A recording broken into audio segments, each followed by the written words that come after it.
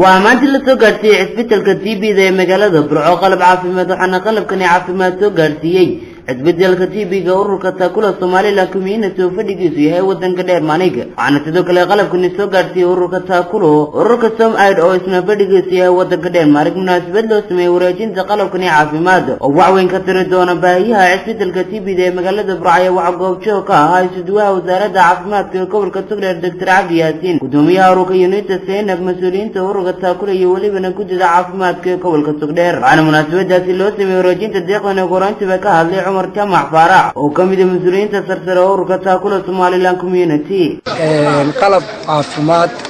oo isugu jira sawiro furshaan qalab wheelchair sablays badan oo daawooyin ah oo runtii kartooma inaan ku wareejino gobolka Sugdheer madaxda maareeyaha caafimaad isduwa caafimaadka gobolka guddida caafimaadka horumarinta waxaanu dhex taaganahay isbitaalka Siidayda gobolka Burco marka anagoo ah hay'adda taakulo Somaliland community waxaanu ku wareejinaynaa qalabkaas oo dhan qalabkana waxa laga soo diray wadanka Denmark waxaana soo diray hay'adda SomAid ayaa nagu soo hagaajisay aan wada shaqayn leenahay ayaa ka soo rartay wadankaasi Denmark waxayna ugu soo talagaleen gobolka ahaan guud ahaan degmada Burco waxa alaabooyinkaas ku jira iyaguna qalab ay leeyihiin caruuraha yaryar agoomaha sports iyo ah badan baa toys iyo alaabooyinkan caruurta ku ciyaaraan baa iyaguna ku jira iyo waxa kaloo ku jira qalab school furniture ay leedahay degmada Garadag waanu iyadana gaarsiin doono oo galabta waanu bixi doono oo isaguna school furniture runtii waxaan rajaynaynaa inay wax weyn ka tari doonto baahida caafimaad iyo bukaan socodka jiibsanaya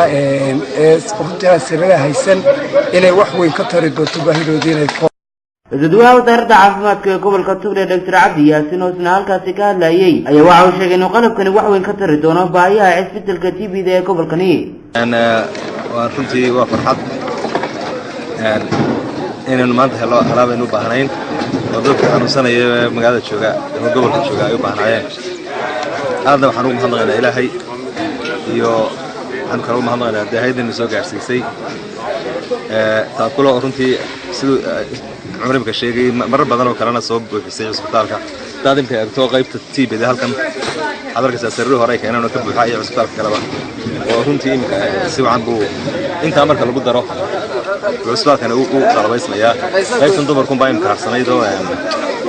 halkan imka naga xigta oo sariiraha u baahnay raastii loo taga sariir si wacan bay ugu filaanayaan عزيز التواتي قلب كني عافيمات لسوقر في عسبتلك TB ذي مقالة برعاية وعوين كتر دونا باهيها كلا دونا عسبتلك TB ذي كبر كانت Sugdheer وخالد بكيلة ورارك مقالة برعا